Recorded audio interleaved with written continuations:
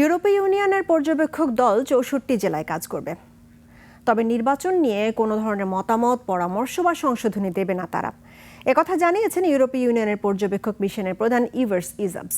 আগামী নির্বাচনে নারী, সংখ্যালঘু সহ সব সম্প্রদায়ের স্বতঃস্ফূর্ত অংশগ্রহণ প্রত্যাশা করে ইইউ। এদিকে ইসি সচিব জানিয়েছেন, অপতথ্য রোধে মেটার সাথে আলোচনা চলছে, আর ১১৬টি আসনে এরই মধ্যে ব্যালট পাঠানো হয়েছে। মানিক শিকদারের রিপোর্ট। লিলি বিউটি সোপ, যার অ্যান্টি এজিং গুণ তারুণ্য ধরে রেখে ত্বকে করে উজ্জ্বল। তারুণ্যময় উজ্জ্বল ত্বকের জন্য রিমার্ক। আর মাত্র ৬ দিন পর বহুল কাঙ্ক্ষিত নির্বাচন। অবাধ, সুষ্ঠু ও শান্তিপূর্ণ ভোটের জন্য এরই মধ্যে সব প্রস্তুতি শেষ করতে তৎপর কমিশনের সব স্তরের কর্মকর্তা কর্মচারীরা।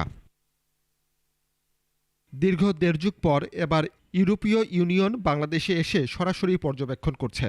বিকেলে নির্বাচন ভবনে সিইসির সাথে বৈঠক করে ইইউ পর্যবেক্ষক দলের প্রধানসহ ৭ সদস্যের প্রতিনিধি দল। বৈঠক শেষে ইইউ পর্যবেক্ষক মিশনের প্রধান জানান, তাদের পর্যবেক্ষকরা সারা দেশে পর্যবেক্ষণ করলেও নির্বাচনে কোনো বিষয় নিয়ে মতামত দেবে না। নির্বাচনে সব মহলে শান্তিপূর্ণ অংশগ্রহণ আশা করে ইইউ। কিছুদিন আগে আমরা দেশের বিভিন্ন স্থানে পর্যবেক্ষক পাঠিয়েছি, নির্বাচনের চ্যালেঞ্জ নিয়ে কথা বলেছি।